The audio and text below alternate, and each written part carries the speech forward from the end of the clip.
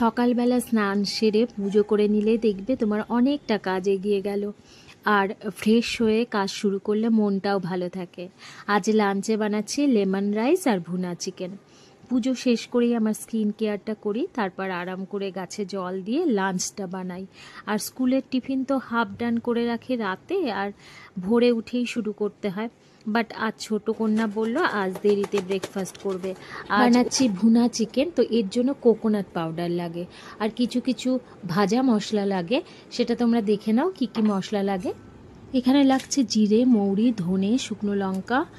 এটাকে dry roast করে নিতে হবে। এবার ফ্লেম লো করে কোকোনাট পাউডার আর পোস্ত একটু ভেজে নিয়ে মিক্সিতে গুঁড়ো করে নিতে হবে। এই মশলাটাই হচ্ছে আসল।